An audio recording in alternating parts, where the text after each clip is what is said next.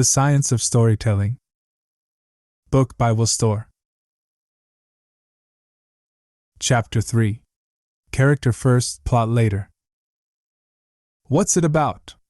That's the first question we usually ask when someone mentions a book to us, and this predisposition to focus on plots often gives writers the impression that a good plot is of primary importance. And while a compelling plot is definitely a must-have on your recipe for crafting a good novel, authors have to be careful that they don't sacrifice character development in favor of the plot. Because the truth is, a compelling plot should actually be driven by a character with a highly original personality, backstory, and worldview.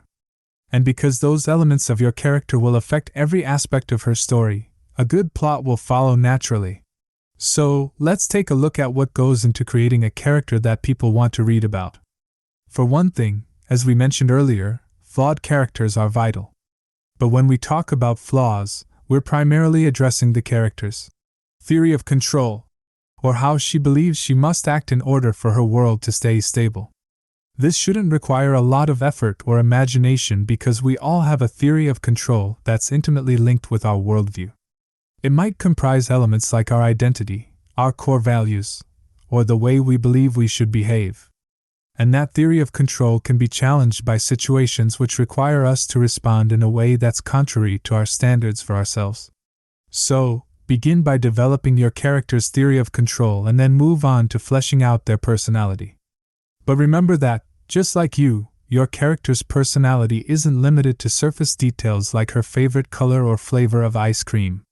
It's comprised of 5 main categories that everyone possesses: neuroticism, openness, agreeableness, conscientiousness, and extroversion.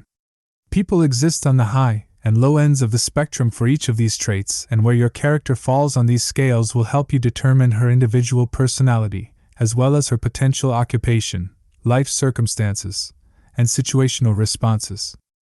And lastly, when creating a realistically flawed character, make sure she's susceptible to misunderstanding others, as literally every human is in real life. Because we've all been there. We've all thought someone was waving at us when the gesture was really for someone behind us, or assumed someone was flirting with us when they definitely weren't. And though these are relatively innocuous, we're also prone to more serious misperceptions like unfairly accusing our partners of something or misreading someone else's intentions. We've all been wrong about at least one of these things before. So if your character consistently understands everyone with perfect clarity and has a personal life with no screw-ups, readers won't respond to her because we crave that connection of human fallibility.